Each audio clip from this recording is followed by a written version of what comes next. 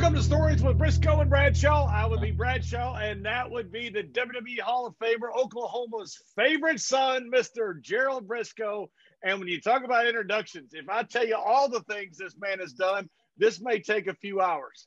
This man was a three-time All-American at Florida State, two-time consensus All-American. Bobby Bowden said he was the greatest athlete he ever coached, and Bobby Bowden coached primetime Deion Sanders. His jersey is retired at Florida State. He is in the College Football Hall of Fame, one of, if not the greatest nose tackles to ever play the game. He's in the Orange Bowl Hall of Fame. He's in the WWE Hall of Fame. Part of two of the greatest tag teams of all time, one of the greatest factions of all time that had give birth to a guy you might have heard of named The Rock. He's also very important to the industry and very important to America because he was the one that broke the color barrier in professional wrestling, being recognized as the first ever African-American world heavyweight champion when he beat Vader of 1992 in Baltimore. He is, most importantly, I could live 1,000 years and never have a better friend. He's my friend, Ron Simmons. Welcome to the show, Ron. Thank you, buddy. Good to be here, man. Always good to see you. And, hey, I gotta say, it's good to see that cowboy too, okay? Jerry. All right, Ronnie, I'm gonna jump in there too, man. You know what kind of football fan I am, and college football fan, and I take a lot of pride when you and I can banter back and forth about, I'm an Oklahoma State guy, and we've never achieved the greatness that Florida State has, but I can still rib the heck out of you, and I enjoy it because I know what kind of passion that you still have for your Seminoles and for college football and for the great sport of professional wrestling, sports entertainment, however you want to call it nowadays. But having you as a friend, and I did, one of the great things about this show that John and I do, even though I've known you for years and years, you still want to do some research because of the guy like with your pedigree comes on, you want to make sure you get things close as you can to right, even though we will stretch the truth every once in a while on this show. But it's for our own entertainment. But having you on here and hearing your story, I was telling John before we went on the air, but doing the research, John sent me a half hour, 45-minute clip of a show that you and him did. I did not really know the understanding of your upbringing and everything, and what created that fire inside of you, that passion that you burn inside of you, for you not to just be another statistic out there, but to take yourself and use that drive to achieve greatness. The only other person I've ever heard describe it like that was my brother. So my brother Jack, who was, two-time All-American, national champion, and world champion, achieved some of the great heights that you did. And of course, we're Native American. So a lot of your story fit the profile of my family there. Brother, and to hear that fight and hear that passion that you had, it's so inspiring. And anybody that's out there, especially young guys that are trying to make up their mind what path they want to go down, should sit down and listen to John and you's interview, because it's not only about wrestling, it's two close friends sitting there discussing their lives and what inspired them. And you said it, everybody out there, you're given the same path, and it's up to you on what you do with it. And you took the worst negative that you could possibly have. Like, we were put on a damn bus, my mom and 6 kids. After 3 weeks living, my dad sold all of our head rights, our property that the government gave us as being Native Americans after they sold our land in Oklahoma. My old man took all that property, sold us. We all went out to California. 6 weeks later, he put my mom and 6 kids on a bus, sent us back to Oklahoma. You're on your own, And I'm 6, 7 years old. My brother's 14 years old. And that fire started burning, and I said, "Hey, man, we ain't gonna let this stop us from being what we want to be." So, you're an inspiration, not only to thousands of young men, but to people like me too, that kind of live that similar life that you did, man. So, what an honor it is, and what a person you become, man. I mean, my kids just idolize you. Wes and my son Joe, you haven't met him, but Wes, you know what he thinks. I mean, every time he catches a fish, the first person he sends that fish to, just to rub it in mostly is to Uncle Ron, man. He loves you to death there. So, man, this is a man. But what I was saying, everybody should listen to that interview that John did with you, and get a fuller inside depth of Ron Simmons. Not only Ron Simmons, the great world-class athlete in two sports, but Ron Simmons, the world-class man. So thank you so much for being on our show, Ron. Oh, yeah. Well, you know what?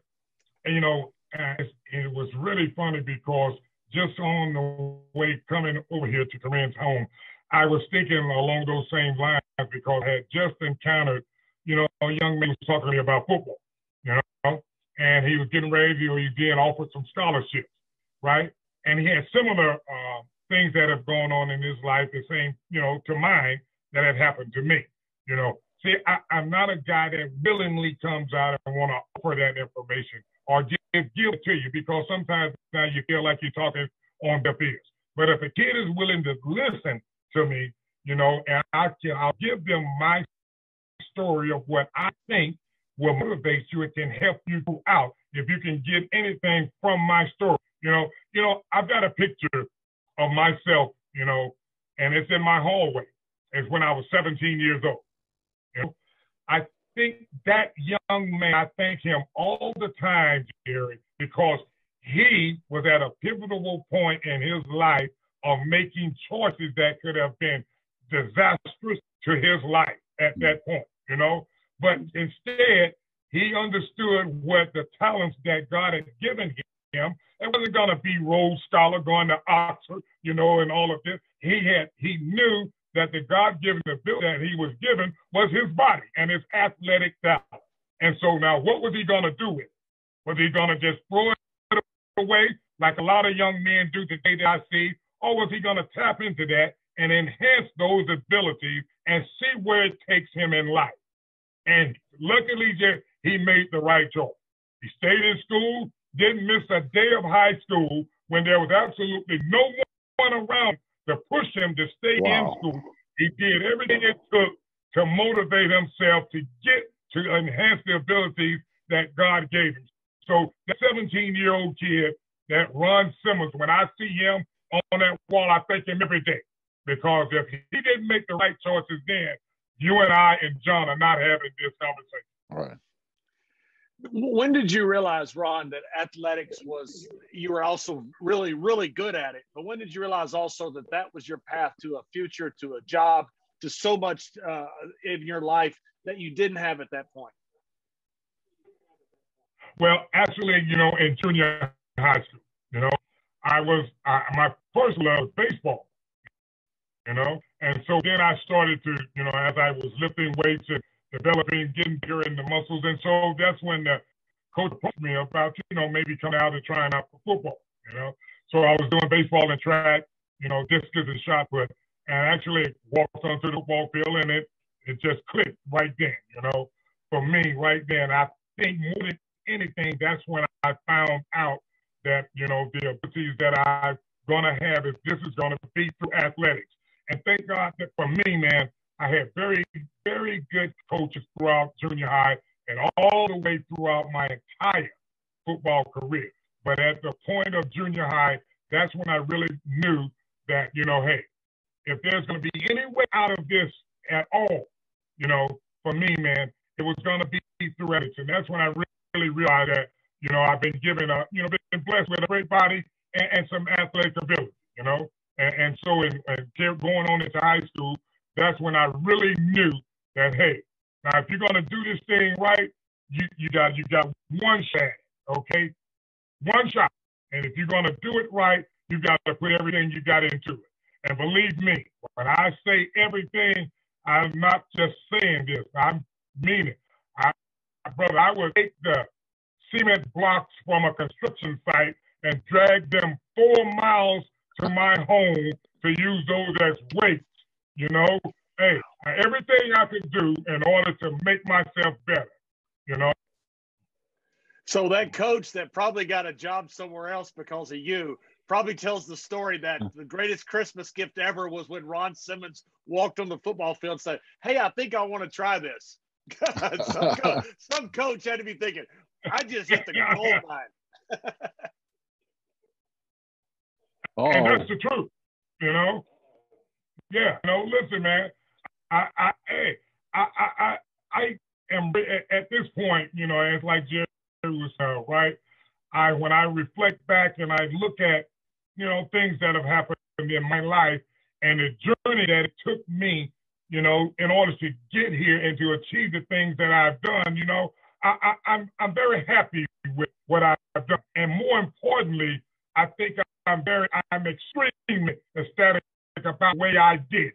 You know, I did it to the best of my ability. I did it with class I tried to do and with dignity. I didn't try to step on anybody's toes or go around anybody doing it. I did it the way I think a man should. I earned it. You know, I did it the right way. So I have no relations about nothing, man, that I've done.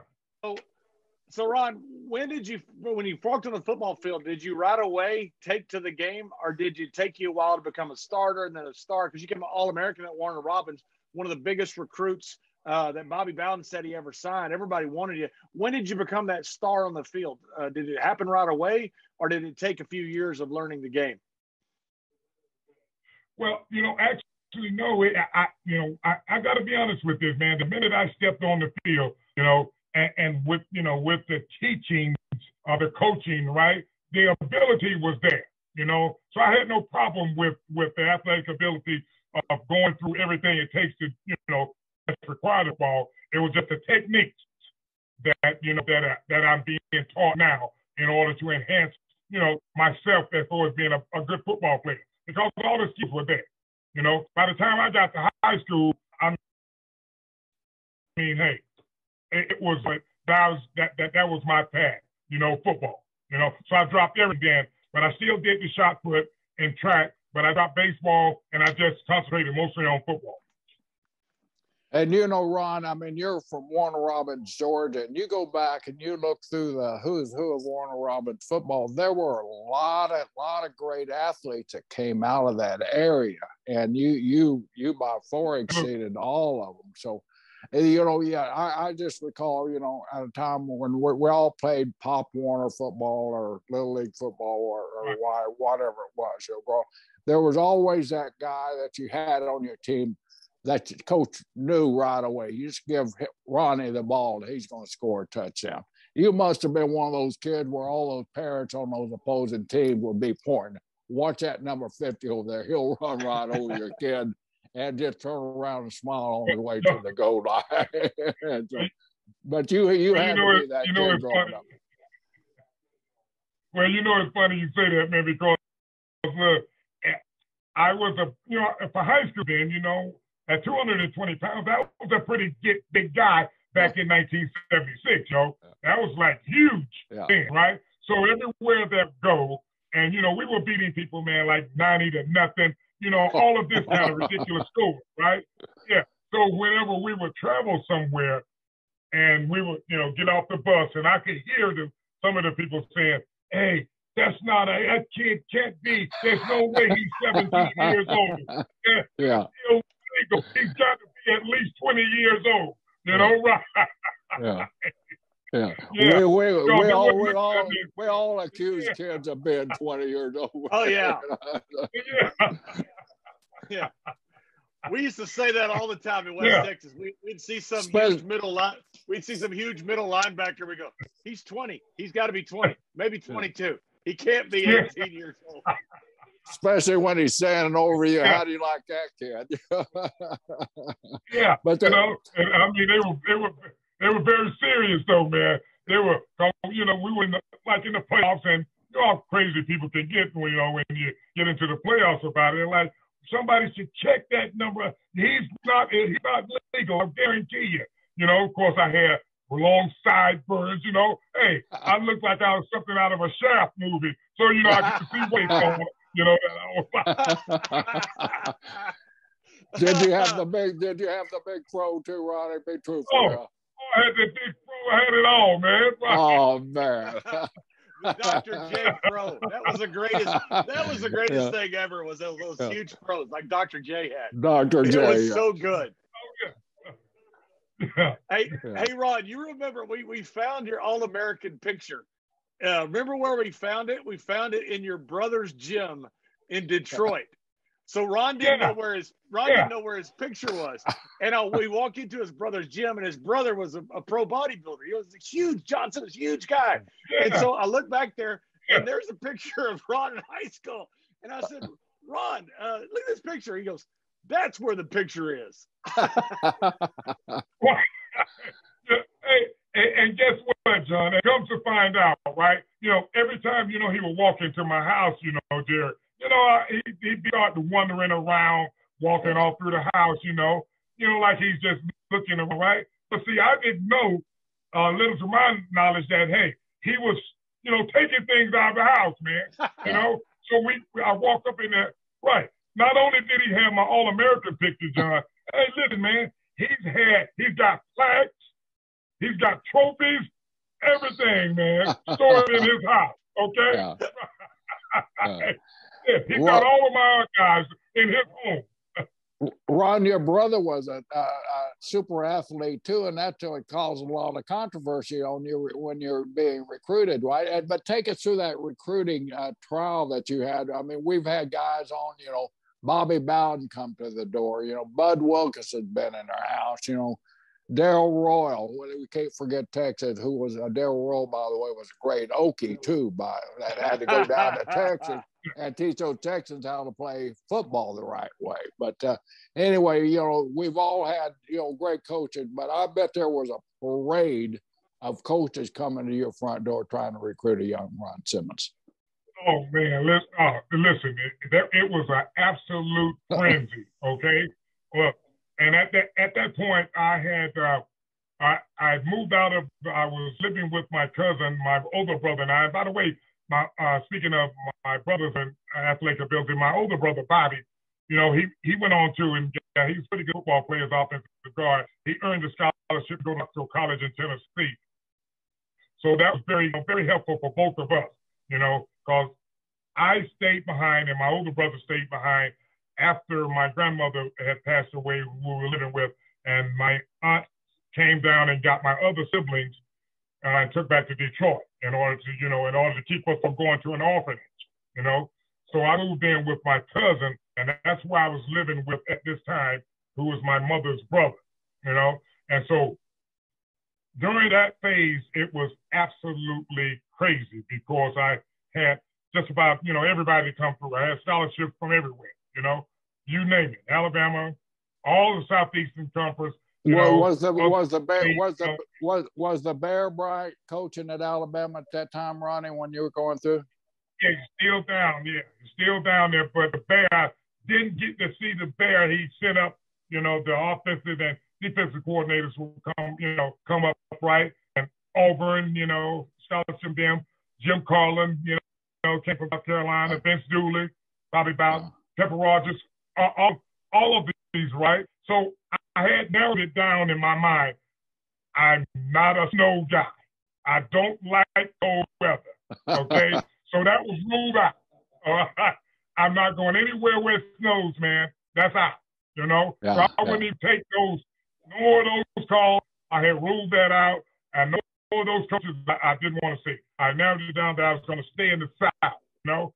And actually everyone had picked me, you know, to go to Georgia, you know, because, hey, that's what you do. You know, you play football in Georgia, and being from Warner Robins, that's where most of all of our, you know, guys that have come out, the recruits have gone to University of Georgia. So I promised you guys that I was working. Didn't you have a brother that played for Georgia too, or something?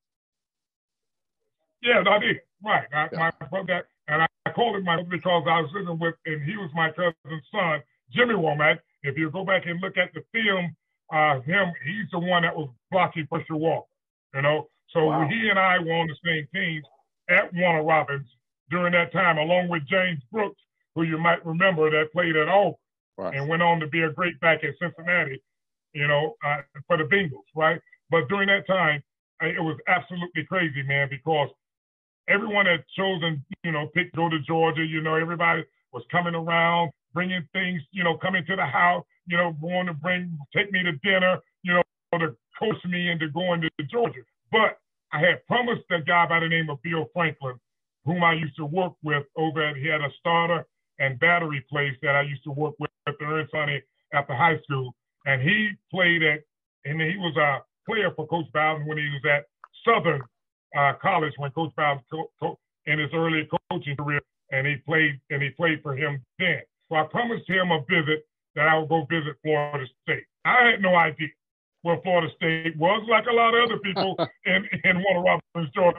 They had no idea, man, where Florida State was or even heard of Florida State University because, you know, it had been an all-road school and all of these things, and it wasn't winning or anything like that. So I promised him a visit that I would take one of my visits to go there. So and it came down to the last visit that I was going. I had gone to Georgia, Auburn, all of these places to get to visit South Carolina. So each time that I would take those visits, Jerry, John, you know, I would go there and most of the coaches would be like, hey, they were more, you know, wanting to entertain me. You know, they had the cute girls there with you, you know, and all of this kind of thing, you know, but none of them ever talked to me about football itself, you know, and no, none of them. So on the last visit, I went to see Coach Bowden, and I came down to Florida State University. And the first things out of his mouth was that, look, I know you've probably heard it all by now, and there's nothing that I can offer you other than a scholarship to come here to play football, to earn your scholarship and your academics, you know, but here's what I can do. If you come here and from the first you step onto this field, if you show me and these coaches that you are worthy to start from day one, we will put you in that position. You've got to earn it. Now, that's the best thing I've heard because no one else has said that to me in that context. They have talked to me about, well, you come in, you do well, maybe we put a red shirt on you so you can learn your position. A red shirt, man, I'm the national championship in high school. I'm lineman of the year. I don't want a red shirt, man. I want to play football, you know? So those were words that I wanted to hear. And when it came back and I finally made that decision that I was going to go to Florida State, brother, I had to go into hiding. Okay? Wow. Believe me. I mean, literally. You know, my cousin, I like to call him my stepdad, you know, had to literally take me out and take me in the country to stay out there for a period of time, bro. Believe me, okay? Yeah, you're right. You're right in the heart of that Bulldog Nation, man. Oh man. And you know, I'd like to tell you a funny story about when Crowden, right, when he came to my home one time, right, and you know, sometimes, you know, the coaches go to great extent, you know what I'm saying, to fit in and do what it takes, you know, to get you to come to school, right? But he was very comfortable coming in. He was, you know, he was very comfortable around all of my cousins, my siblings, right? And more importantly, you know, when we eat dinner that now, and this is a real country dinner we're having, all right? We had like the very pork rind, and we had the biscuits and the syrup. And so for most of you all that are not aware of this, this is called a sopping syrup dinner. So you would sop the syrup with the biscuit, and, you know, you would eat the pork rind along with it, right? That's what we were having for dinner that day. Do you know that Coach Bob sat down and sopped syrup with us, okay, at the dinner table? Listen, John, he sat down, man, took the biscuit, okay, just like he'd been doing it all his life, and was just sopping the syrup, you know, talking to all of us at the same time. And, you know, and we all are looking at each other like, is he really doing this? Right? And I think from that moment on, with my cousin and with his wife, that won them over, you know? Oh. That right there kind of hit home with them because they felt at ease with him and they felt that he would be the one to take better care of me away from home, you know? So it was a perfect fit for me. And did you feel right away that you became kind of a son to Bowden? He talked about you like a son, and you talked about him like a father. Did right away did you get that feeling from Coach Bowden that this man, you had this connection with him? Oh, absolutely, man. You know, I never felt tense or I felt pressured to do anything like that around him. And more importantly, he knew my background. You know, he knew from the things that I've gone through in order to get to where I was. You know, he kept mentoring me. You know, he kept talking to me. You know, and that was at a point to where at one point, you know, I was getting ready to make those decisions. And he would come to me and he told me one time, and I never forgot. He says, I understand the things that you've gone through, and I know that they can sometimes still there. Yeah, there. And he says, he says, sometimes I know that it can get to you and it can weigh you down. But he says, listen, son, here's the point that you've got to, at this point in your life, decisions you've got to make. He says, life is dealt you. These are his words. He says, life has dealt you a bad hand. Now, are you going to take this hand and let it defeat you for the rest of your life or define what you do in the rest of your life? Or are you going to step up at this point and become the man that I know you can be? I've never forgotten those words, you know, and those words reverberate so much with me, man, that I still carry them. I've carried them with me throughout my life, you know, and it was those kind of things I think that sometimes when we're talking to young men, I don't think that we understand that, like what you say to them does carry weight and carry with me. So, you know, I'm very selective about what I say to kids these days because I know the importance of what it means to them. Those words meant a lot to me. What it meant, it helped me throughout my life. And it really defined me as a man, more importantly. So, yes, man, I knew he was going to be the guy that I wanted to play football for. Lex Luger was on our show a month or two ago, and Lex was talking about playing against you in, he said the Orange Bowl, but I don't know if it was a conference game or just in a stadium. But he talked about their center. He said the guy bench pressed about 235, and you were like a 500-pound bench presser then. And he said when you lined up and those huge arms were right across from him, he said he remembers looking at that kid's eyes like kid was like, oh my God, I'm in so much trouble. Yeah. Well, I think we had 2 years later against Lou. And, you know, he's a pretty good tackle himself, you know. Right. He's at Miami, but we did play in the Orange Bowl, but it was against Miami. So that's where they played their game, you know. But he was a good football player himself. Hey, when did you become such a big bencher? You know, I think when you were with the Cleveland Browns, you did 225 48 times.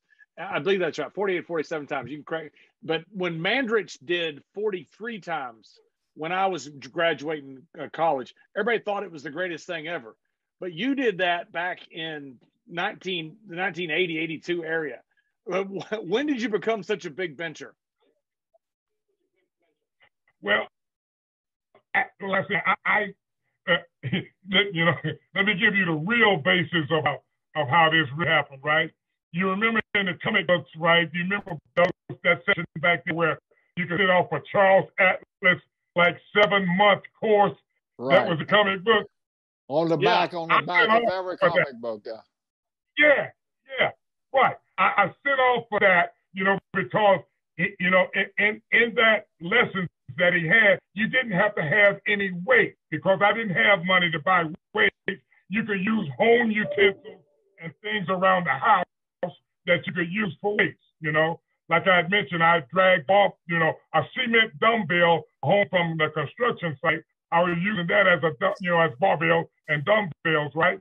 And then also I was using my sisters and brothers' for, you know, bench pressing them. I'll stack them on top of one another and bench press them, you know. I'll lie down on the floor and bench press them and get up on the, you know, the big high beds that you would have then, and I'll use the bed and bench press the bed, you know, back then. You know, so I was enhancing all of that way back in junior high and high school, man.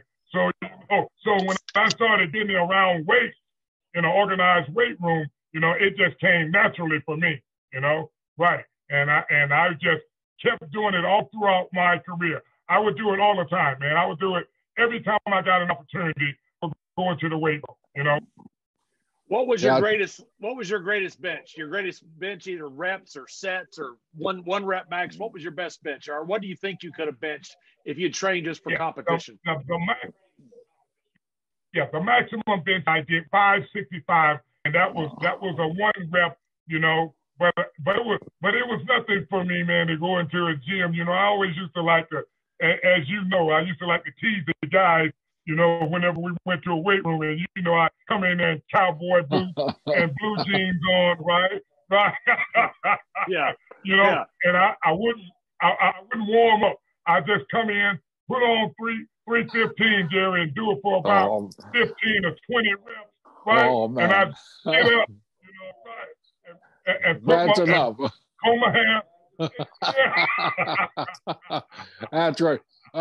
John brought up Tony Mandridge. He was setting all these records, you know, as a college football player, but come to find out, a lot of that was all enhancement. And I remember looking at you, and you showed me a picture, and you look like Mr. USA or Mr. World. You said that was all natural too, and that was the thing I always respected about you. You never tried any of that, because you didn't need to. You just had that DNA, that genetic makeup where, man, you look like a freak all the time. Well, yeah, you know, I never, man, I didn't even know what that was. Yeah. You know what I'm saying? And you couldn't afford it on top of it, right? On top of that, right? Yeah. But here's the thing about that, you know, you always can tell the guys that have, you know, with the enhancement, using the steroids as a shortcut, because the instantaneous effects that it have on you. But see, when you do it the natural way, when as a guy starts to get older, you can tell that he did it the right way, because his body still retains some of its muscularity, you know. And the minute you go off of the steroids, brother, it is, oh, who is this guy? You know, right? And you can tell when the guys have been doing that, because once they got off of it, they didn't have the athletic ability that they was having. They didn't have the strength. They didn't have the muscularity that they were carrying around. And that wasn't the way I wanted to do it, man. I did it, you know, the way that I thought it should be done. Because for me, at my position, as I went on through college, as the guys got bigger, you know, and they got faster, you know. And so for me, being strong and being fast was going to be to my credit. So that's what I have a lot of pride in doing. You know, Ron, you might find this interesting, as I looked it up about benchers, and I think it was 1959. Bruno Sammartino had the world record at 565, and then in 1981, it was the first guy to bench press over 650. It was Bill Kazmaier, 661. Right. So your bench was world class at that time. You know, they later, you know, Ted Arcidi, I think in 84, broke Kazmaier's record, but then the shirts came into effect. That's how they got over 700 pounds, 800 pounds, all that stuff was the extra paraphernalia. Luger told us the story that Luger was like a 500-pound bencher, and he said he saw you come in the gym one time with your jeans and boots on, put 315 on there, put 405 on there, and then put 495 with the collars to make it 500. And Luger said he wanted to quit working out forever.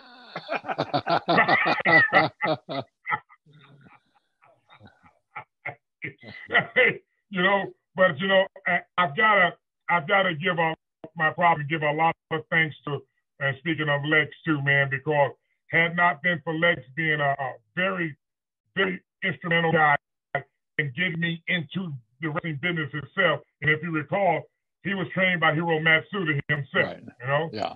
And at that point, he and I had played USFL for 3 years, you know. So I was just winding up that football career with that. And at that point, you know, we were still talking and we were still friends, man.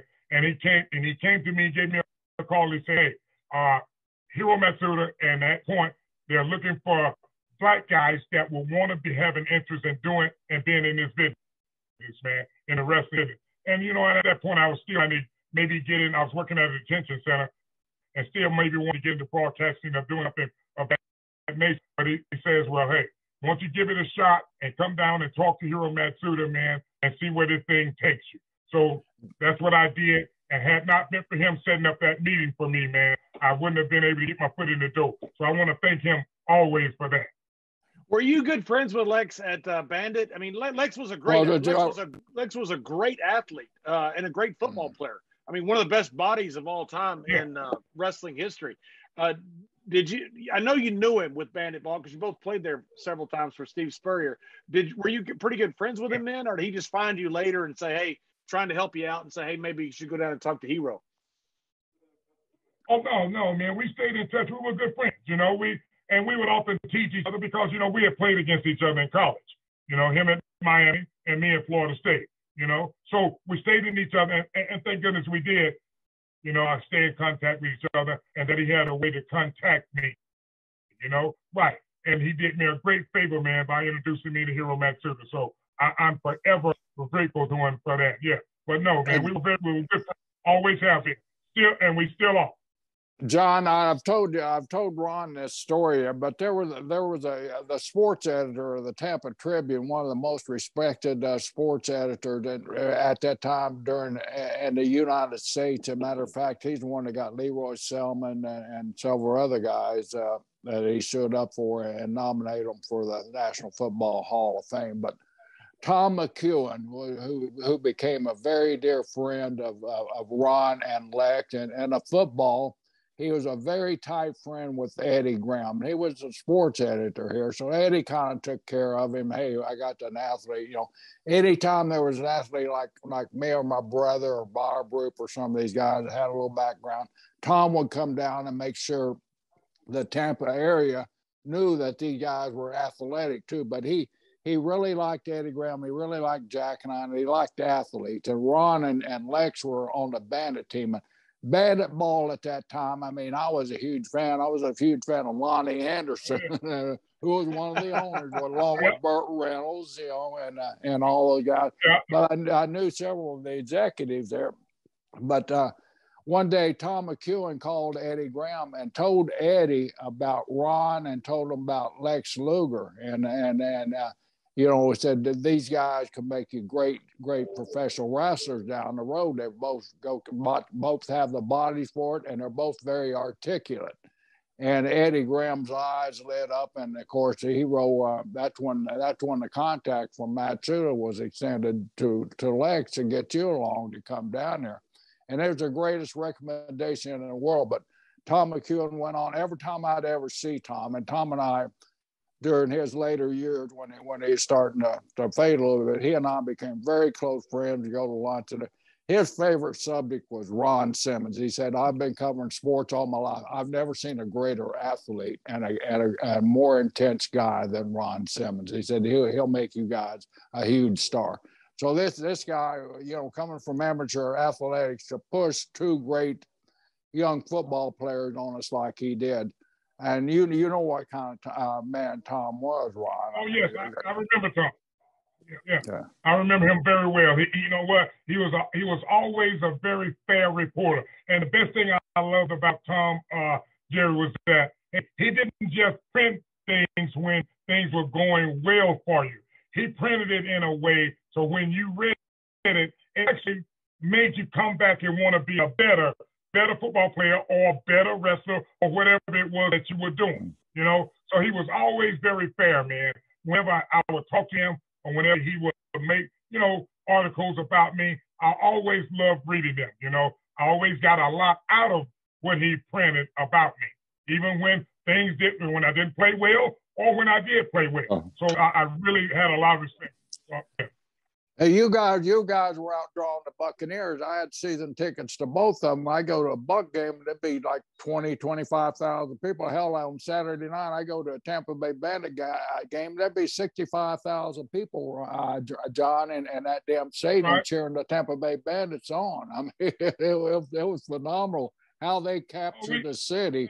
But they captured it through guys like Ron, because they really pushed Ron's personality, and Florida State, of course, with the Bandits. But they were the hottest article in town. Oh yeah, man. Well, listen, you know what? That football league was thriving very well. It was going great, man. I mean, it had a perfect slot to where we were, right? And all they had to do was stay the course where we were.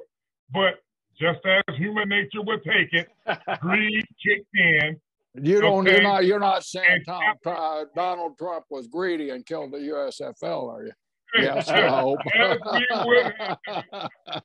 Just after 3 years, they felt they could go head on with the National Football League. I mean, listen, man, you could have taken the dumbest person on this planet and knew that you couldn't have done that in that time frame, and all you had to do was stay the course.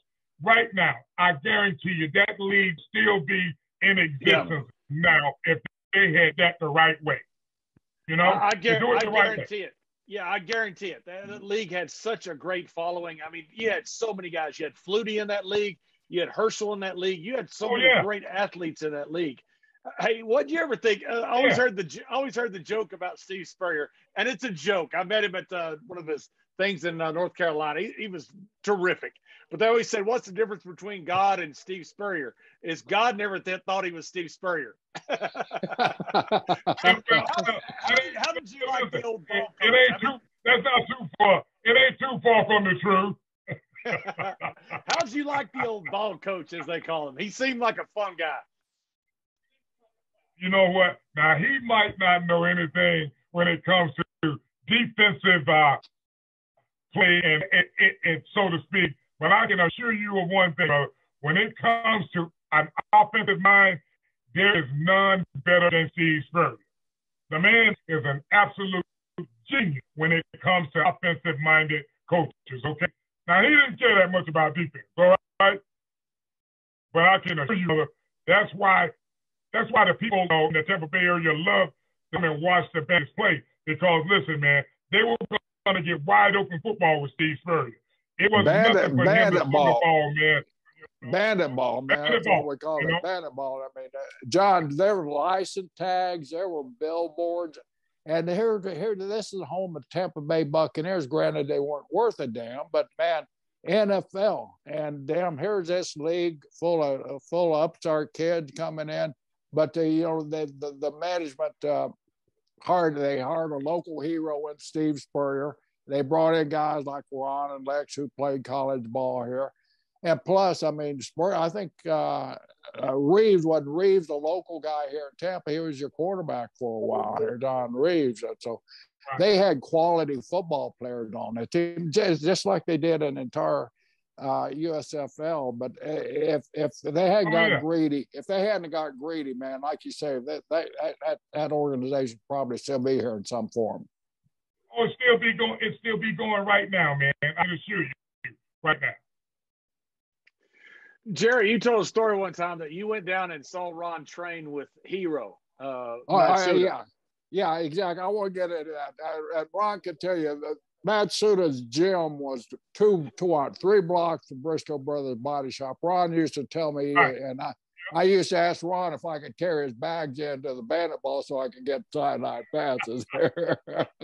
But no, all these rumors, Hero. I mean, this is a building now. You think he just come out of pro football, right? I mean, these pro football facilities, air conditioned facilities, weight racks all pristine over here, mats over here, all this stuff, air conditioned, and it's Florida, man, in the summertime. Well, I go down there one day, Ron, Lex, and a couple other guys, and big guys, I can't even remember who they were because they didn't make it. So you might bring up their names. Who else was there? But anyway, you walk in this place, John. It's a cinder block place with no insulation in the attic, no attic fans, no ventilation whatsoever. Got 2 or 3 wrestling mats over here. Got a bench press bar and a couple of free weights and some dip bars. And Matsuda had a 5-mile track laid out where you ran around Drew Park there. And it was a torture chamber, is what it was. And the neighbors said you could hear these guys hollering for a mile away when they would have workouts. I was right down the street, so I've heard all about this stuff, and I would dress. I thought we had pretty rough workouts, but I never had an Oriental workout like this. So I go over there one day to watch Ron and Lex and everybody in there, because football players. I wanted to see these guys. And it was 125 degrees if it was 100 degrees. Right, Ron? I mean, there was no ventilation, nothing. And plus, he had like 15 Japanese women over in the corner making wrestling singlets. I remember that he sold the wrestling singlets to USA Wrestling, All Japan Wrestling. And so these women over there, so they're generating heat. And here are these guys over there huffing and puffing, lifting weights, doing wheelbarrow races up and down those mats, and their tongues are hanging out, sweat. I mean, their workout clothes, you could fill Tampa Bay up with the sweat from there. So it wasn't no social club where these guys were working out. No.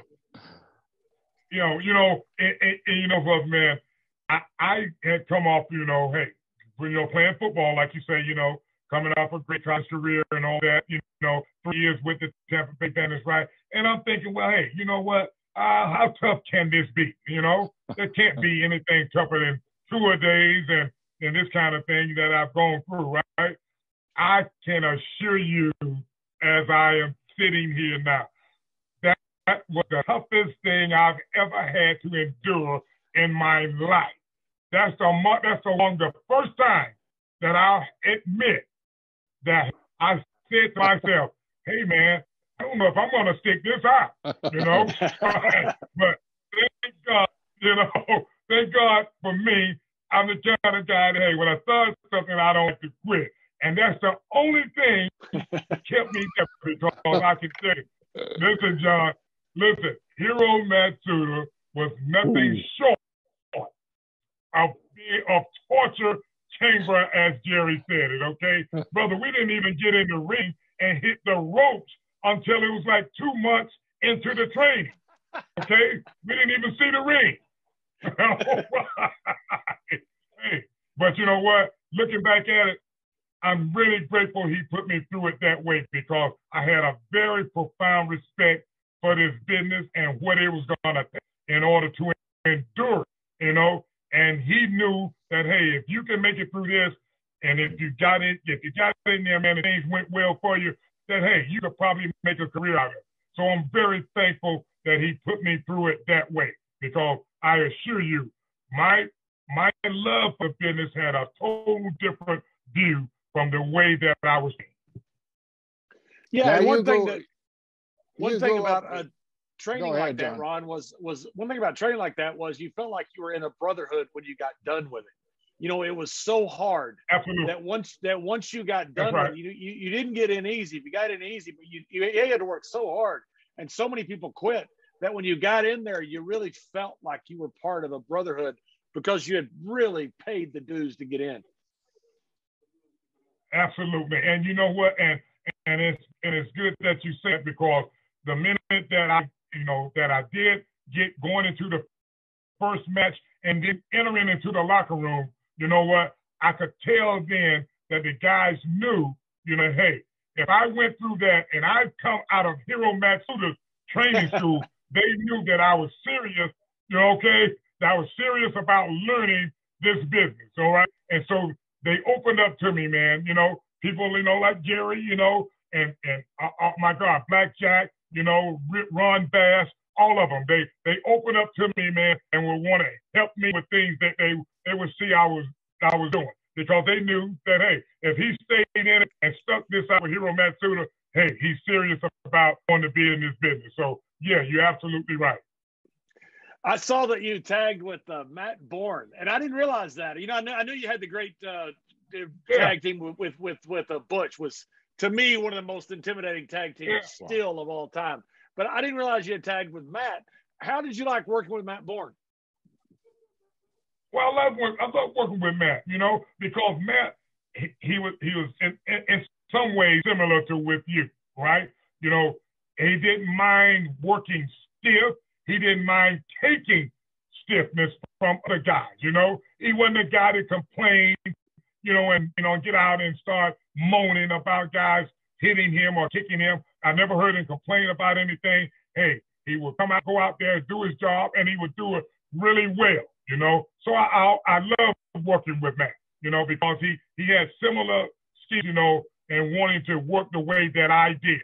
So, and then it was a plus for me, you know, working with him. So I love tagging with him, man. Right, Go ahead, Ronnie, Jerry. This is where my timeline with you gets a little confused, because I'd left the NWA at the time and joined the WWE, WWF at the time. But your career seemed to, I know you had the training there with Matsuda, but I seem to have lost. Did you go into Dusty? Of course, Dusty and Mike and Steve were running the company at that time, right? Or was Eddie still running the company? Was it Dusty and Steve and Mike? It was Dusty. You know, Dusty. Okay, yeah, Dusty was. Yeah, that's what. So it did take you long, because here's the jump that I had trouble placing any timelines in between. The jump from you training, and then the jump all of a sudden, you're almost main eventing for Jim Crockett Promotions, who at that time, you know, had one of the best promotions, and been a promotion, NWA promotion in the entire world. All of a sudden, here's Ron Simmons, basically right out of training school, and you're thrown in that mix. Was it Dusty that got you with Crockett, or how did you skip that Florida circuit and go right into basically the big time with Crockett? Well, actually, you know what? I spent some time in Florida. The first match I kicked off was with the Cuban Assassin. I remember that, right? But like I said, man, I worked there in Florida for a while. But I'm real thankful, though. You know, like I said, man, I came in at the right time when there was guys like you said around, and Dusty and all of these guys, man. I mean, what better tutelage can a guy have that's getting in this business? Okay, you don't get any better than Dusty Rhodes giving you, taking you under his ring and tutoring you, man, on the ins and outs of this business, you know? So I spent time with Dusty there in Florida for a while, and he was instrumental in me getting with Crockett. And then from there, I went out to Mid-South, you know, for a while there, you know? And then I came back, you know, from there. You know? Yeah. So that's where that path took me there. Yeah. Dusty was one that really loved athletes, and I wasn't around at that time, but I can just imagine, you know, Dusty just getting a little gander at you. Holy cow, this guy! Because your reputation preceded you into the business, right? You were a legend here already, and but Dusty had this look at, man. I know I personally can make a lot of money with it, because that's how Dusty looked at guys, whether or not he could make money with them or not. But he must have laid eyes on you and saw those dollar signs just floating around.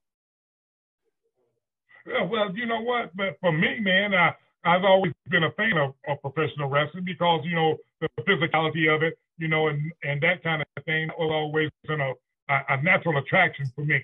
But having watched him on TV and then having to get the opportunity to work with Dusty Rhodes, there's absolutely no one on this planet that will ever have been in this business or ever will be that knows this business better than Dusty Rhodes did, okay? There's a guy, man, that you could put in the ring, brother, listen, that can take fans through all of the emotions that they can possibly go through. So there was just tons of knowledge for me to gather from him. So, you know, for me, man, gaining all of that I could from him, you know, and like I said, Ron Bass, Blackjack Motherfucker, all of these guys along the way, you know, Ricky Steamboat, working with all these guys, man, listen to me. It was like highlight reel for me, for real, you know, coming up the way I did and the path that I took. It couldn't have been any better. So, you know, it took me all around working with guys like John said, Matt Bourne, you know, Steve Curran, you know, my God, Stan Lane. I could just keep going on and on, you know? Right. And then for it to all come together and come full circle, and I wound up working with John in the end. Hey, you don't get a better career than what I had in professional wrestling, okay? Hey, it's thick book, man, you know, for real. And hey, and Ron, also in Mid-South, that's where you got a tag with the dog, right? Yeah, had the opportunity to go out there, man, work with him, you know. Yeah. And once again, when we speak of charisma, hey, now Junkyard Dog couldn't throw a drop kick or do an arm drag to save your life. Okay. But he didn't have to. Like you said, I've never seen a guy could just step in the ring and have more charisma and have the people absolutely going into a frenzy before he did anything. It was like a dog. It was like a dog pound, the old Cleveland dog pound. Him just walking to the ring, everybody start barking. I mean, just the second he would step out of those curtains. This is pre-music days, even, John. I mean, this guy, he'd step out and people would see him, and they just start barking. I mean, this guy was so over with everybody, and the charisma, and like you say, he could. Technique-wise, he wasn't the greatest in the world, but he didn't need to be, because all he had to do is go to that center of the ring and take a look around and look at that audience, and boom, they were right on top. They were with him, man. Unbelievable, man. You know, and he was another guy, man, that he was very open with, you know, wanting to, you know, teach you the real, you know, insides and out of business, you know, and like you just said.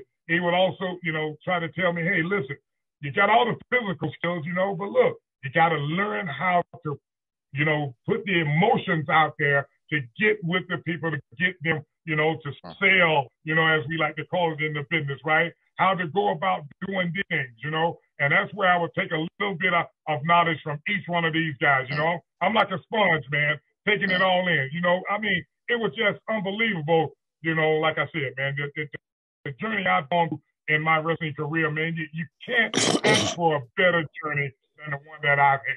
You know, it was absolutely a thrill for me. The mentorship that you had was just phenomenal. I mean, you take Ernie Ladd sitting in a dressing room. Now, here's a guy that was all pro NFL. I mean, one of the greatest defensive ends of all time. It accomplished work.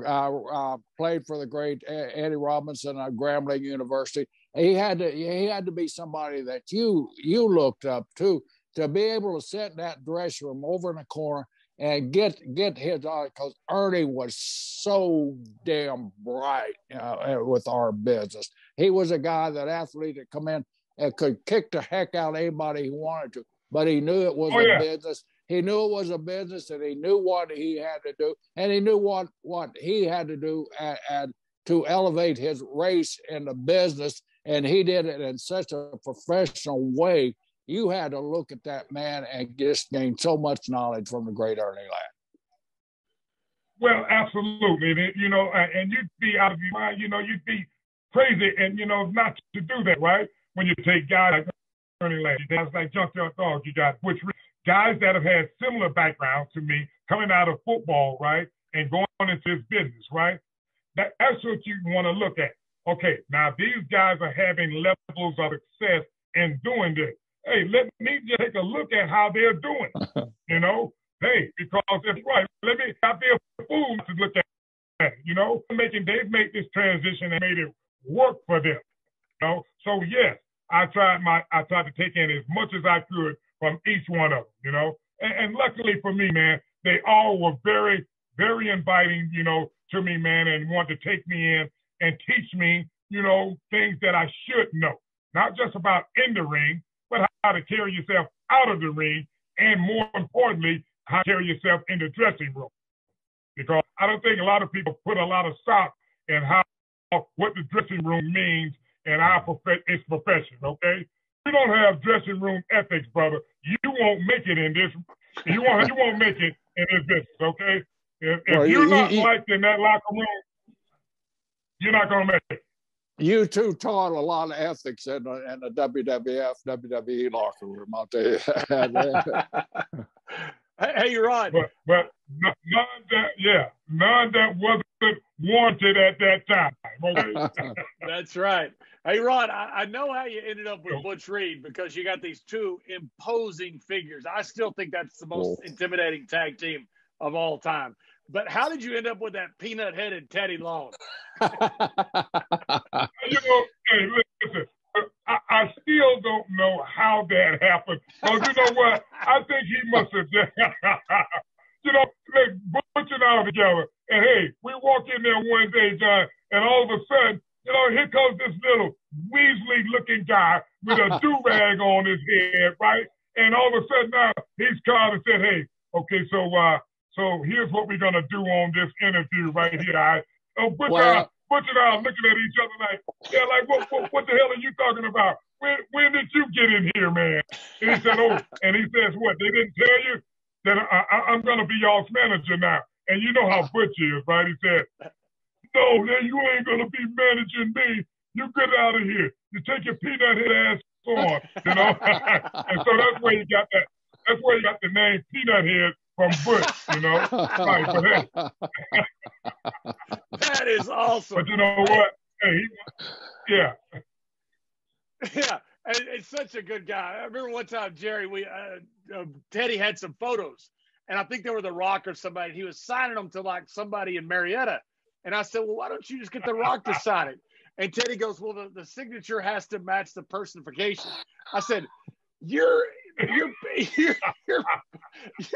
putting people's autographs on pictures? He goes, Ron goes, John, your picture is all over Marietta. Teddy goes, yeah, I got a muffler change. I got a whole change from you. Yeah. Hey, so you didn't know Teddy was going around signing your autograph that you had pictures all over Marietta. And look, and he's got Jerry's picture also, and his signature all over Marietta.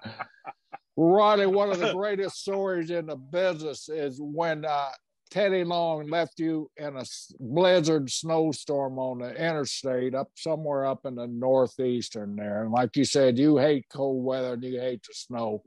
Well, walk us through the visual of you standing out that damn blizzard as those taillights are disappearing in the snow. Listen, I can't even start this, listen, man. I can't, I think about that all the time because for John and I, okay, it wasn't uncommon for us after the matches were over to have a few beers, all right? So after that, we would do our normal thing, right? But along the way, we'd be teasing Teddy, we'd be jabbing him, poking him in the back of the head because he did all driving for us, So I think he's gotten a little fit with us, like teasing him and making jokes at him. So, listen, we had to pull over to the side of the road, man, to relieve us, right? So I guess and listen, it was a blizzard going on, right? Yeah, at this time. It was a blizzard. It was an absolute blizzard. Yeah. Yeah, And we were traveling like, hey, man, no more about 15, 20 miles an hour in order to get through it. So you get out to relieve ourselves, right? And John comes back in, and now I'm thinking this is a joke. I'm like, all right, he's gonna stop the car at any minute, But as I'm looking at the back of the tail lights there, and I'm thinking, well, surely, John is gonna tell him, he's gonna tell this idiot. Now, take in mind, we're on a turnpike, I believe, and we're going one way. So you cannot turn around, we're going one way. And I'm like, hey, wait a minute, what's happening here? Surely John is going to slap this fool in the back of the head to make him stop. And I'm watching the tail lights as they just disappear into the snow. Now, I cannot move because they'll never find me or see me at That's that right. point. All right? That's right. Yeah. Now I'm covered. I'm covered in snow, man. I mean, I'm literally covered in snow now. So I'm like, oh my God, how's this gonna work? So I think at that point, what did you do, John? Did you tell him, hey, yeah. So I think that Teddy's going to pull up a few feet and stop, which I don't think's funny anyway because it's cold, it's freezing. Anyway, and we've been teasing him, yes. So I'm thinking, okay, Teddy's going to pull up a few feet and stop. And then he drives off. And I'm looking at him, and I said, what are you doing? And he looks at me and goes, would you shut up? And I go, what do you mean shut up? I said, that's not funny. And he goes, what's not funny? I said, leaving Ron on the side of the road. I said, what is wrong with you? I said, it's cold out there. And Teddy goes, man, Ron is right behind. He goes, where's Ron? Where's Ron? I said, you left him on the side of the road. And so now, yeah. And he goes, so now, here's what they've got to do now, Jerry. Now, they can't turn around. So now, they've got to inch by inch back up, on the side of it. They cannot turn around. So they've got to go inch by inch to back up like in a Right? blizzard. So I'm trying to, in a blizzard. So you can't just back up. They got to literally back up slowly. All right. So now by the time that we do get to each other, I cannot talk because I'm literally, you're frozen, man. You're frozen. I'm frozen, right? I can't move my hand, to hit him in the side of the head, Hey, the bad part, Jerry, is the windshield wipers are on the front. So when you're backing up in a blizzard, you can't see nothing. I mean, nothing. We can't see anything. We got our head out the window trying to back up on this turnpike. Man, we stopped about 10 feet from Ron. And he goes, man, get out and tell Ron I didn't do this on purpose. So I rolled in the window. I said, Teddy did it on purpose. So Jerry, it took me about 5 minutes before I could talk, when I got in the car, so I could thaw out, right, to give him a piece of my mind, man, to let him know really how I felt, right? So immediately he starts apologizing and putting all the blame on John. He says, John told me to drive off. Yeah. And Ron is so mad and he's so cold that at one point I said, hey, Teddy, listen, why don't y'all just get this over with, pull over and fight, and then we'll keep going. And Teddy goes, would you shut up? He goes, would you shut up? He goes, that's not funny. And Ron is sitting there looking at him. I thought, you know what? I better quit joking because Ron may cup this peanut head before. We got to the hotel, and Teddy got out of the car so fast and checked in before Ron could even get out of the car and get his bag. When did you see Teddy the next morning? And but he was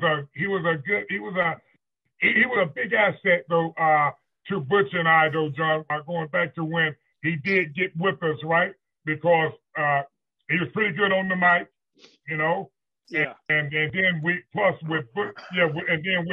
Butch and I at that time, when you got two guys sometimes together like that, as you both know, sometimes when you have big guys and imposing guys, you don't want them to talk too much because sometimes it takes the allure away from them, and sometimes they can say things that will soften up their personalities, So it was good for him to be the mouthpiece for us sometimes, when he came out with us, right? So he was a good addition working with us at that point. How was that tag team proposed, Roddy? I mean, did you guys, you and Butch want to be teamed up together, or did Ole or Dusty come to you and say, "Hey, this is going to be a great team," or "This is what we got in mind"? Yeah, well, I'm not exactly sure Butch was really on board with it to begin with. Okay, I mean at the beginning of it, right? Because I think that he still wanted to go on and do his singles thing a little more at that point, right? At that point, right? And you hadn't been in the business that long either, right? I mean, you were a relative newcomer. Absolutely right. Right, absolutely. So, and I can see where he would still have his reservations about doing that, right? Because he's thinking, well, I ain't been in this long. He's still a little green at doing that, right? So when they first came and proposed it to me, of course, naturally, on board with it because, hey, it's Butch Reed, and he's had some level of success in this business, right? And this is a great opportunity for me, right? But right out the gate, it came out a little bit because when they come up to it and they wanted to make it a little bit too race. Or see, when I came out, they wanted to name us Ebony Express. So that was something that Butch and I vehemently said, no, man, we don't want to go out there and start try to play this race thing. If we're going to do this thing, we want to come out there, be two characters that are just good at what we do, So that was one thing that we had to get correct to start out with. Because, see, if we came along those lines, you had to continue on those lines of playing the racist thing, and which in this business, hey, if you're going to break those barriers, you got to start somewhere. So we felt that wasn't good for both of us at that time. So I'm really glad we did that. So then secondly, we had to come up with what we were going to be named, So then the Road Warriors was already Legion of Doom. So we were going to be working with them. So then they just decided they would just call us Doom, So at that point, that's how basically came together from that point there. And then naturally getting together with Butch, man, well, hey, it was a big thrill for me, And like I said before, look, sometimes, he and I didn't see eye to eye. You know what I'm saying? We had our ups and downs, believe me, on the road, because, Butch was his own man. Right. And the best quality about him was that, hey, you always knew where he stood. That's what I loved the most about him. And he was very helpful with enhancing me when it came to tag team skills, So I learned a lot from Butch during that time we were together. I gotta tell you this story, Ronnie. I mean, my brother and I, Jack had just retired from the business, totally retired, and I was still working. I was just started working in WWF office, but we were a tag team, of course, and obtained some success. But we looked at that WCW and we saw Doom. Well, as John said, probably one of the most intimidating teams that ever stepped foot in there. Then you had the Road Warriors. Then you had Barbarian and Warlord. Then you had the Steiner brothers. I mean, Jack and I looked at each other. Man, we got out of the business at the right time. What the hell was we doing? So we got. But yeah, I mean that was like the peak, I think, of intimidating tag team. Was that group of guys, and I know I left somebody else out, that was monsters like that, but holy cow. Yeah, but you know what? It was unbelievable, man. And the best thing about being at that point in tag team wrestling, brother, you couldn't have asked for a better period of time to be in a tag team, right? I mean, you got the Rock and Roll Express, you got all of these guys that you can work with. Like you said, Barbarian, Warlord, you've got the Road Warriors. My goodness, man, you could just, the Steiner. It was absolutely phenomenal because here's the best part that I loved about it. Each one of them, the guys that you could get a ring with, you could match up with and have fantastic matches. I mean, absolutely, man. Knockdown, drag out matches, man. That's the best thing that I love about it. You could get in there, work the way I think that it should be. I mean, hey, short of killing someone, but working to the point where the people, working to the point where people, hey, understood, hey, this guy's really in a wrestling match. So it was a phenomenal period of time, and I really love working with all of those guys. And at that point, none of those guys were afraid of a fight either. So, I mean, No, absolutely. No. That's right. No. And Teddy Long, look, we give Teddy a hard time. We love Teddy, but he was perfect for you guys. I mean, you had these two huge figures, and you had this little bitty guy who was the mouthpiece, who was this shit disturber. I mean, he was perfect for you guys. That was a perfect team. Absolutely. And I think a lot of people don't know, though, is that, hey, Teddy has been in this business for some time, man. He's done everything in business. Now, here's a guy that really paid his due. I mean, he's drove the ring truck. He's been a referee, you know. I mean, he's done all facets of what you could do in this business. If there's any guy that you want to listen to that has some knowledge of this business, man, it's Ted, you know. So, hey, he was an absolutely welcome addition for us as we went on, you know. Right. He knew how to come in and know how to garner heat as being a manager, you know. Like I said, absolutely great on the mic, man, you know. And he could come back and even give us pointers on how things went in the match and that we would use in the next match. So, yeah, he was he wanted to be a very valuable man as a tag partner. Yeah, I worked with Teddy so much, you know, later in my career when he was the general manager. I loved it. I mean, that was one of the most fun things I did because you didn't have to tell Teddy anything.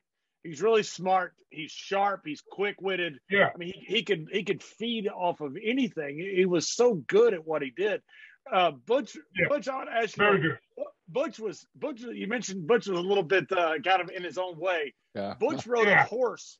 Butch rode a horse into a bar one time, right? Unbelievable. Listen, if I had $1 for each time I've had to come in and intervene and get Butch out of a fight, okay? Listen, brother, I would be an absolutely rich man, all right? But like Jerry said, listen, all those guys back then weren't afraid of a fight, and I believe me, Butch Reed was one of those guys that was not afraid of a fight, okay?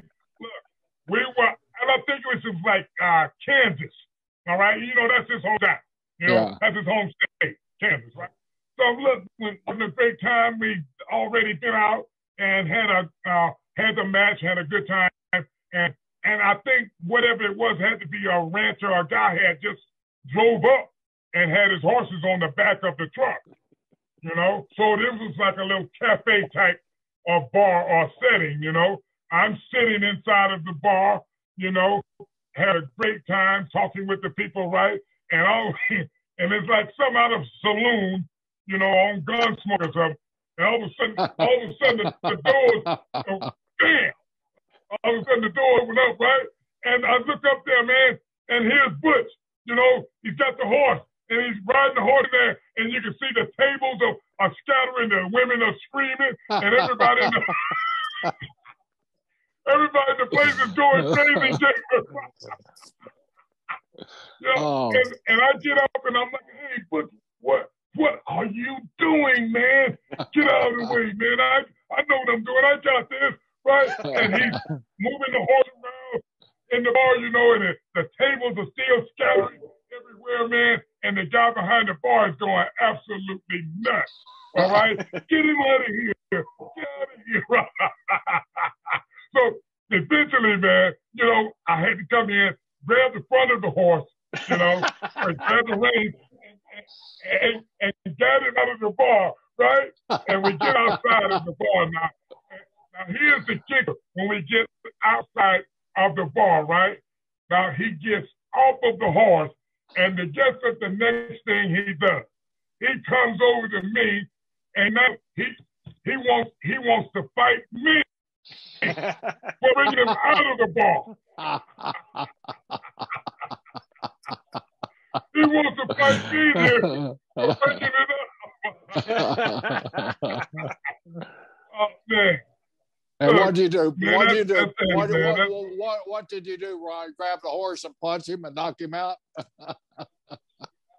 listen, I just say, man, look, let's just get out of here before we both go to jail, okay? That was the next move, all right? Because he had torn the place up, you know? Let's just get out of here, you know, while we can, you know? So that's what the guy got his horse back. I got him in the car. And we got the hell out of there, you know. Hey, Ron, that was my party. You remember the time when Teddy Long got stopped by some freaking cop in Kentucky? Teddy always says he passed the sobriety test. he didn't pass that sobriety test. He failed it, and he hadn't been drinking anything. Remember that? He was so scared. He failed the sobriety test, and he hadn't been drinking.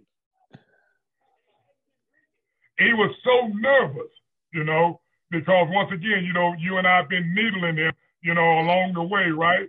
But he was so nervous when the guy had him, you know, to get out, you know, walk the straight line and do all the tests, right? He was so nervous to where he was failing all the tests, you know? and so the guy thought that he had been drinking or thought he was high on something. And what did he do, John? He threw you and I under the bus, right? He said, I'm not the one drinking. Those guys are the ones that have been drinking. Yeah. Right? Yeah. Oh, my goodness. It was so funny. Watching him try to do all this. Right? He was trying to do all this stuff, and he couldn't get it right. He was too nervous. I'm like, oh, my God. We're going to jail. But, you know, but the best part about it, right, was okay. When the guy let him get back in the car, right? All right. So the guy says, he said, those guys have been drinking. So then what the guy says, yeah, I do smell alcohol, right? So well, I yell out to the guy, so what? Oh, so now you're a bloodhound now, huh? Right. So now Teddy is. And Jerry, the guy reached for his gun. When Ron said that, the guy I don't reached for his blame him. gun. And I said, Ron, he's going to shoot you. I said, don't say it. And Teddy is ignoring. Teddy's ignoring Ron. Ron's just going, oh, he's a bloodhound. He goes long, and he's hitting Teddy in the back of the shoulder so hard he's knocking Teddy up into the steering wheel. And he goes, man, ask him why he stopped us. Ask him why he stopped us. and Jerry, so when the guy finally got fed up with us, right? He said, "Oh, hey, tell you what, why don't you just get out of here? Just get out of here, and I'm gonna radio ahead. If there's anything that we see with you guys, we're gonna pull you over and take you to jail." So as we're leaving there, right now, John and I are not paying any attention to Teddy driving, right? And I think we were on our way to like an Ohio show, I believe. So Teddy is so mad at us, he drove us into Kentucky. Yeah, that's right. We drove 100 miles out of the way. Jerry, we didn't He get drove us in. into Kentucky. Jerry, we didn't get in till 6 o'clock in the morning. Oh. We're supposed to get in at 2. Right. Teddy drove us the wrong direction. Yeah, he's so mad at us, man. You know, right? It was awesome. Riding with Teddy was so much fun. And then we threw in Godfather to ride with us also. And you talk about a car. When we had Teddy and Godfather, me and Ron, and sometimes we had Scorpio with us. You talk about a car. It was, my was wild. Hey, and look, and then with Scorpio, right? All right, remember whenever we were with Scorpio, right? And when it came time, you know, for like the toll bridges and some of like Teddy, right? So what Scorpio say? Well, hey, you know, I think did I get the last one right? Yeah. It was that laugh. He goes, hey, I got the last one right. I go, no, you've never gotten one. You never got.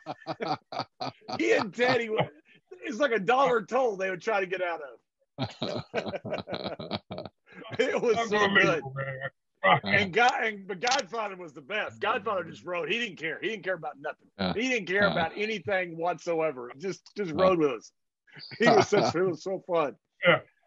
Hey, Ron, before I know we're running long, but before we go, I want to ask you real quick about the 92. When you realized you were going over on Vader, did you realize how big of a historic moment that was at the time? I mean, you became the first black heavyweight champion, recognized world champion. Did you realize at the time? I mean, you're our Jackie Robinson. I mean, did you realize at the time the history that you were creating? Absolutely not. I had no idea of it, right? And when people, I'm asked that all the time about that moment, right? And I always refer to it because it's true. It's what I like to say a real moment. I had no idea that was going to take place that night, you know, and never in my wildest dream that I have any idea it was going to go down like that, right? So I get there. Ronnie, let me jump in. So basically what you're saying, usually when a title change is happening, there's a lot of pre-planning. There's a lot of talk about it. There was absolutely no talk to you about it. You just showed up at the arena one night and said, hey, Ron, we're going to put the title on them. Wow. Absolutely. That's the way it went down, okay? It's a real moment that took place. There's no pre-planning. There's none of this at all, okay? So I got to take my head off the deal, Watts, for giving me an opportunity, man, for making that moment happen and having the gut to do it, all right? I show up there, and he calls me into our office, and thought it's like, oh, my goodness, what have I done wrong? Now, could cause me, anything, a fine or whatever, right? And he says, hey, Sting has got hurt or something's going down with him, right? Tonight, we're going to make some changes, and we're going to make a change that's going to be revolutionary. So I'm like, oh my God, what we're talking about? Hey, tonight we're going to go in here. You're going on with the beta for the belt, tonight. And, I'm still working my way. I'm mid-card, still coming up through the ranks, man, and so, hey, and so we go out, we go through the whole thing about pulling the name out of the hat, and luckily for me, my name just happened to be pulled out of the hat, right? Right. Yeah, but that's exactly how it went down. Wow. And then I also got to mention this, John. I'm very grateful to Vader for going out and doing business the right way, okay? Because he could have been, a different person and said, no, man, I'm not going to do this way because Steve's not here. He went out and he went beyond what, in my estimation, man, what the way he delivered in the match. So he had a fantastic match, man. I watched the match last night, and it was so organic because of that, I believe, and the reaction was just phenomenal. Oh yeah, because it was like I said, man, it was a real moment, in our business. You get the crying around the ring, man, but I never in my wildest dream would have thought it would have gotten to this point, John, to where people still asking about it. And not only that, but here's the thing that I love the best about it. Not only do young black men, but people of all colors and young women come up to me and say, hey, you know what? I want to thank you for what you did for me in my childhood, because at that moment, seeing it happen, I knew then things were possible for me to achieve. You can't get a more powerful testament to what you've done in life to have something like that happen to you and for it to have effects on people's lives, man. Absolutely no idea, John, that it was going to be that profound to this day. No way. I never would have predicted. And it seems like as years go on, people realize the significance more and more of the event. It seemed like in the 90s, it's recognized, but now it's really recognized. Do you look now at people like the young people, Bianca Blair and Sasha Banks, who main evented WrestleMania, Kofi Kingston, Kofi Mania, Big E, Bobby Lashley, Xavier Woods just became King of the Ring. Do you look at that now and think, that's pretty cool because you're the one that opened the door for all of these guys?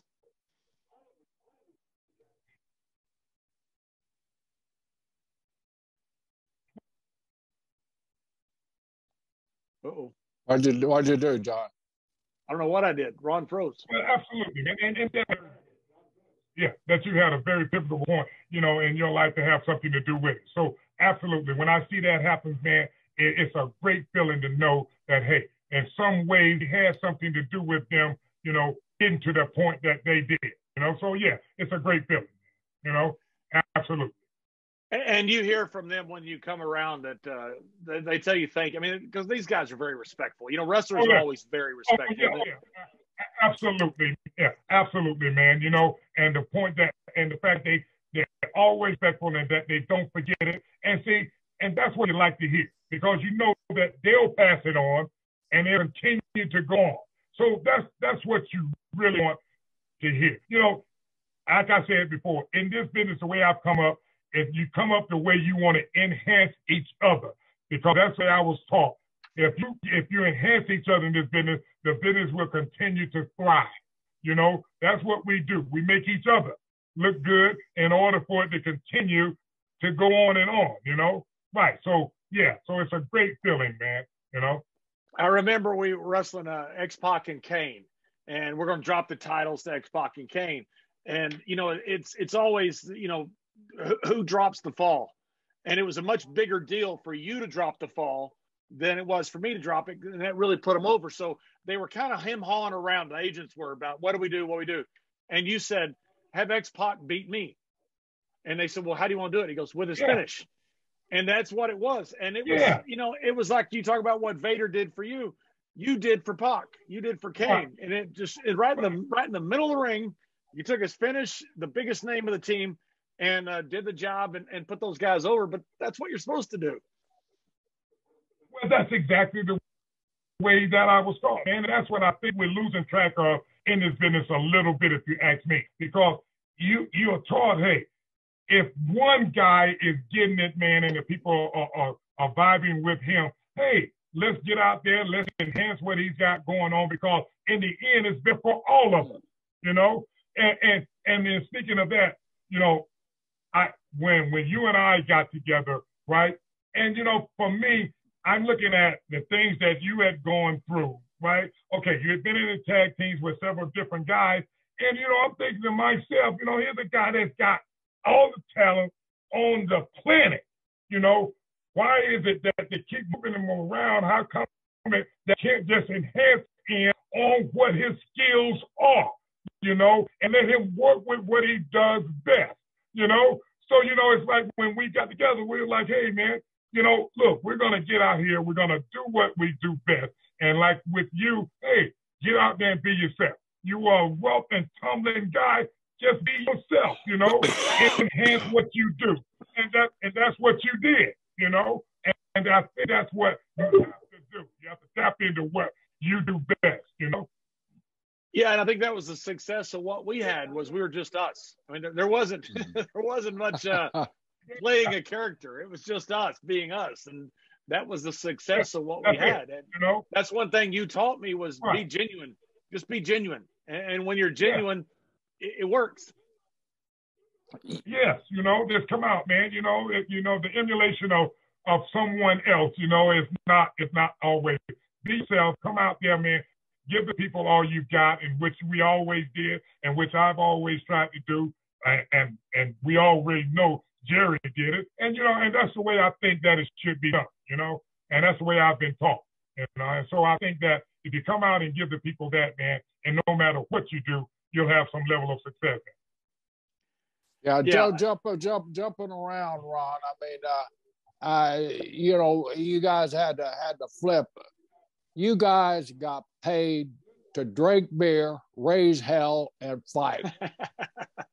For how many years, I don't know. But man, what a joyride that was, not only for you guys, but for everybody around you, because we knew we were going to get to drink when we worked around you guys. So,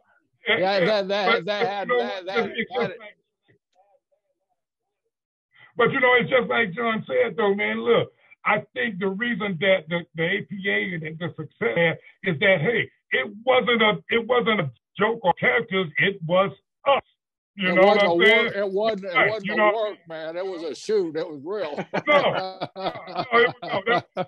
You know, in the ring and out of the ring. You know what I'm saying? So, you know, and that's what I think. And then the people could really tell that we really cared about each other and we were genuine with each other, man. You know what I'm saying? You know, I think that's something that on screen that people forget. They can tell when you click together. You know what I'm saying? Yeah. When you really are there for each other. You're a tag team. Right. You know? And that, I think more than anything, that's what the success was for us. Now, tell me this story. I think it was John that got the news from Vince, and then Vince came and shared it with you. And there was talk about trying to make it a racial type thing and all this stuff, and you shot it down because you didn't want to go on that path at all. But the news when John came and told you that, it had to be, well, we're going to do what? No, man, no, absolutely. You know what? It's been time out. If you're going to move forward in this business, and not only in anything, you've got to move forward and starting with trying to break those barriers down. All right. Of course, the people already can see difference in color in you. Period. You don't have to come down and beat it down their throat, all the time. Right. They came to us. They want to make this thing a black and white thing. No, we're not going to do that. Because once again, if they had started that out with John and I together, we wouldn't have more into the APA and being who we were. It would have been along color barriers, and it would have been the wrong thing to do.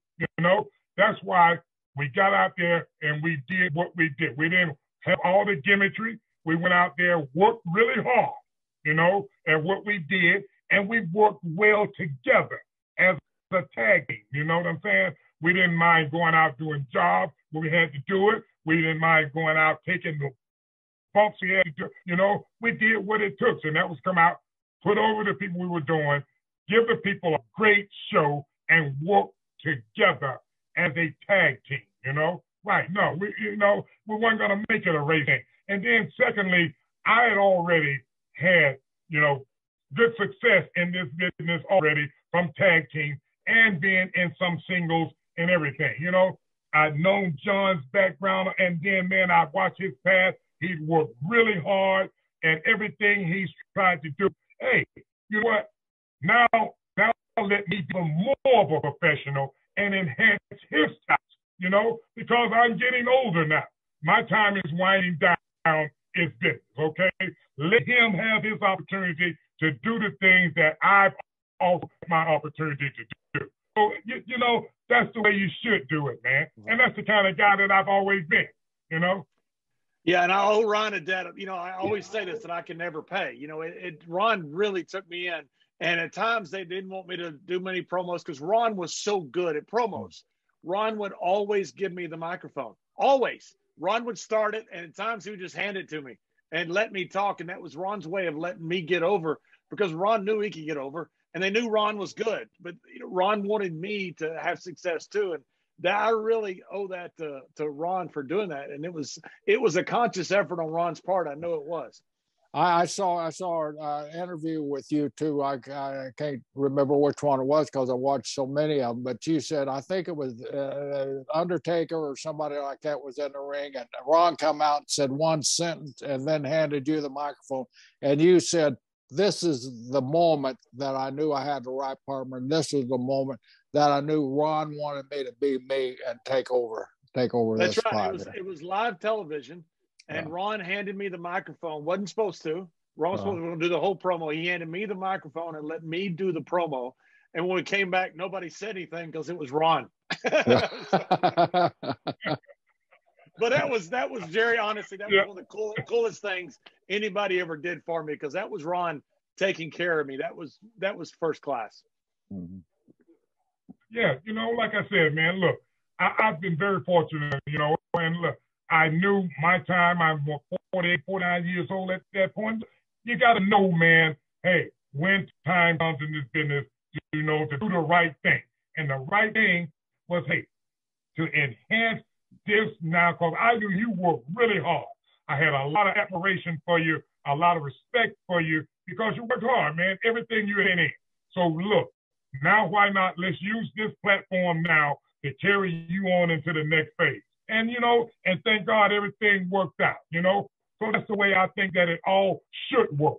And I think those are the things that are missing a little bit from this business as we go forward now, Yeah, I agree. Go ahead, Jerry.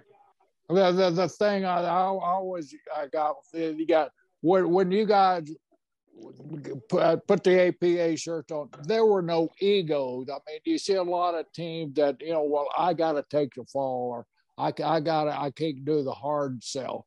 There was never any of that back and forth with you guys there. You guys went with the flow of the match, and if there was anything, just like John said earlier, hell, let X-Pac beat me with his finish. You're 150 pounds heavier than X-Pac, and you're sacrificing your reputation as Ron Simmons to let this guy beat you, and that's the mark of a real professional. that's a mark of a real tag team when there's not that ego. Hey, well, I can't let this guy beat me. He's not big enough, you know. And there was never that in you guys' as matches there, and that shined through so brightly through the TV audience. I think that's what made it click, was the respect that you formed for each other. Not formed because you had it before you ever became partners. You had the respect for each other. But it was just a phenomenal team to watch. And man, the guys can learn so much from being unselfish in the ring by watching an APA massacre out there. And you guys still have one of my favorite spots of all time, when you went out and had a working match with Public Enemy. I think that was one of the highlights of my career, because I was right involved. I was right involved at the curtain there when you guys are walking out. John, what are you going to do? I don't know, but it ain't going to be pretty.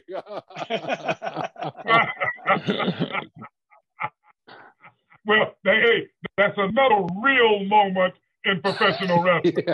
Yeah. Yes, it was. When they told me they wouldn't do the finish, and Ron couldn't do it because the music was playing, and we're all standing there in gorilla position, right? It was us three standing at gorilla. Yeah. Nobody else was there. It was like for one of the Sunday Night Heat or one of the weekend shows or something before Raw, and they said, we're not going to do that spot with the table. I said, that's the finish, and they said, yeah, and they walked out, and I thought, there's no backup plan. And so Ron came over and goes, what was that? And I said, they don't want to do the finish. And Ron goes, well, they don't want to do the table. We'll take the table to them. And that was it. And I thought, if Ron's going into a fight, I'm going into a fight. And that was their debut. And that was their debut, and that was their end. Yeah. And I think that was their first match, and that was their last, wasn't it? That's right. Yeah, they found out what happened and ended up firing them after that. Yeah, they didn't last long. Yeah, and we were gonna put them right. Yeah, we were gonna put them to the table and probably put them over at the pay-per-view. I mean, I don't know what they were mad at. There are these two guys who they came in right. We were there to make them look good. Yeah, that's right. And they didn't even want us to get anything, and so we gave them nothing. Ron, you did like a song and dance in the ECW group. Did you have any conflict with those guys there to set this up? No, man. No, it was a good step in. No, I knew quite a few of them, right? But it was just a period of stop over there, right? Yeah. I had a good time with working there with Paulie and all the guys there, There was a change of pace and to stop there, a good time working with Sandman, Funk was there at that time, Two Souls Scorpio. So, yeah, it was a good little stopover for a period of time, Right. It had to be a good feeling, though, to get that call from VKM while you're at ECW and say, hey, we want you over here. Oh, absolutely. Are you kidding? Yeah, no question about it. The best. You know what I'm saying? Hey, you can go anywhere you want, man. But guess what? There's none bigger than the big stage there. Okay? None. All right? Everybody that's in this business wants to come to New York. Right. Yeah. Ronnie, take us through this, because I the more I watch on you, the more you the similar career and ending that you and my brother had. When did you think, hey, I'm 48, 49 years old, I'm coming to the end of the career, I've lost a step, I'm not that same guy? And you had the same pride as my brother did. If you weren't Ron Simmons of old, you didn't want to be Ron Simmons old. You wanted to go out on the right step there. That's a hard decision, but man. And when you quit, just like my brother did. There's very few people like you. Well, you know what? I played football. Everybody knew, right? I've gotten a lot of nicks and injuries and everything, and I'm not the kind of guy to complain about too much of anything.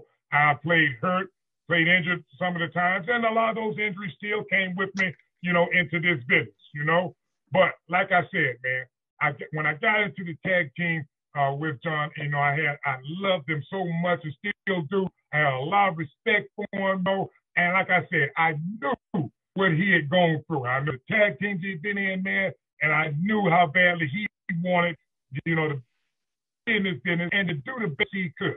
I wanted to stick this out as much as I could. My legs were giving out on it, my hips, I'd gone to the doctors, that they were needing replacement. I never said too much to John. I kept going, because I didn't want him to change up too much of what he was doing in order to accommodate me. I knew my time was winding down. I knew I wasn't going to be able to do that much more than when we started doing it. So that's when I knew, let me change this and move this now into enhancing more me. But let me do this the right way. Let me put this all into his favor so he can go on and do his thing, man. Because I knew it was coming to the end for me, My body was telling me, hey, it's time. I've been good to you. Now it's time for you to do the right thing with me. I'm giving you the warning signs now. It's time to quit. Right. And that's when it was, I had to go off, my hips were giving out, the knees and the joints, were no longer there, man. So it was time to slow it down, dude. I learned, Jerry, I learned so much from Ron in so many ways about respect, about being a man. I mean, Ron is, he's not just my friend. He's also one of my idols. I really respect Ron and love Ron like a brother. But I learned a lot, so much from Ron, and Ron did that for me. And that's one of the reasons when I started realizing that my body was giving out on me, later when I got about the, same age, that I couldn't do it anymore. That's when I chose Rey Mysterio and said, hey, you know what? I'm going to do the right thing at WrestleMania, and I'm going to let this guy beat me in 20 seconds because I couldn't do a 15-minute match. I knew I couldn't, but I knew it was the right thing to do, to go out, on my shield and put some guy over like Rey, who I loved also, and do the right thing. But I got that from Ron. You learn from people that are in the business, like Ron learned from Butch and Ron learned from Ernie Ladd. I learned from Ron. And that was one of the reasons that when it came my time, I thought, you know what? I'm going out the right way too. And I'm not coming back. Yeah. And I've always been happy about that I did it the right way. And one of the reasons I did it was because Ron taught me. Yeah, well, so many of us can learn from Ron, and I keep throwing back to Brother Jack, but there comes a time when you got that, when your body's screaming at you, hey, it's time to step back. But Ronnie, I'm fortunate we've been good friends outside the ring for years and years. We have a brotherly type relationship, just like you and John do. We kid each other, we rib each other all the time. Right. But man, you seem like, you get around some of these old timers and all they want to do is knock these kids nowadays. How bad the business has become, how miserable they are. But you're in a very, very happy place with you as a man and as a person and as your career. That's so wonderful to see. A star. I mean, you were a mega star, not just in the sport of wrestling. You were a mega athlete. There are very few guys in our business that have the resume that you or Jack Briscoe had, or Brock Lesnar or Kurt Angle. You're one of those guys, but you seem at peace with yourself and so happy in your life. And I'm so happy for you, and John is too, man. What a wonderful guy you are. You've turned into. Absolutely, Jerry. Thank you. And like I said, man, it all goes back to, hey, I'm very thankful for the way that I did it along the way. I'm often asked a lot about this, man. Did you come up with racism along the way? Oh man, listen to me. Of course I encountered racism along my way there. But guess what? I handled it the way it should be handled. I handled it right there and then. I didn't need an audience to know what I was going through. I took care of that right there. Because if you take care of it and handle it with the person you're in front of, it'll carry itself on throughout life, okay? I didn't need an audience for that. Secondly, if I'm going to do this, man, I'm going to do it the right way, and I'm going to do it with class, you know, because as I've gone throughout my life, I've never once had to pull the race card out of my pocket and play it. Because to me, as a man, if I couldn't earn your respect as a man, then I didn't want it, man. I didn't need it, okay? I didn't have to pull that out to play playing something that being racist to me. I'm going to do this the right way, and if I fail at doing it my way, then it's not for me, you know? So along the way, I did it the right way. So when I look myself in the mirror, I feel absolutely proud of the way I've done it and the things that I've accomplished. Because in my view, Jerry and John, I did it the right way. And that's a testimony to you, Ron. And everybody says that about you. You know, we've had such a great friendship for so long. When my father passed away a year and a half ago, I texted you and you said, call me. You know, you're the one guy that I wanted to talk to, you know, so we still have this relationship and you're still helping me. Yeah. And, you know, my dad met you a couple of times. He loved you, absolutely loved you. You know, your best man at my wedding. But it was, you know, it's just somebody that we don't talk all the time, but when we do, it's special. You know, it's special when we do. So I want to tell you thanks for so many years. I want to tell you thanks for coming on the show, but thanks for everything. And we need to see each other and go fishing together down in Jerry's Lake. Oh, yeah, listen. And look, we're going to make him not only keep the fish, we're going to make him cook them for us, too. That's exactly right. That's going to fall on Wes's head because Wes is the better cook of the two of us. So I taught him well. Hey, I'll take it. Either way, man, we'll take it. You know what? Hey, man, I've enjoyed this, man. Thank you all for having me on. I can't think of two better guys that I, you know, break my silence off being on, coming on and doing this for than you two guys. You know, we go back a long way, and hopefully we'll continue to go a long way. I love both of you, man, and thank you all for having me on. Well, thank you. We can go on and on. I mean, it's three friends here just sitting and BS, and we're just like we're on a 6-hour road trip. We could make this show with Ron Simmons a 6-hour special, man, and nobody get bored because the stories that we all had. Ronnie, it's like I said before. When John and I, you know, going over guys. We wanted you on, and the timing just worked out just perfect. So, man, I couldn't ask for a better friend than what you become to me, and to my son Wes. Wes looks up to you so greatly. I mean, you talk to him like a real man and like a real professional. It's so appreciated from a father, you know, that my friends can now become a friend of my son's. Thank you so much for coming on here. And most of all, thank you for being Ron Simmons, man. No, man. Hey, thank you, man. I want to thank both of you. Listen, you know, like I said, when you make friends like this in this business, that, you know, like with you two, it's not just for right then, it's forever, man, you know? And that's the best part out there. You know, like John said, you don't have to talk every day, but guess what? That feeling is always there. It never leaves. It's, you know, so that's the best thing about having true and making true and real friends in this business, you know? Hey, it's the same feeling each and every time you talk.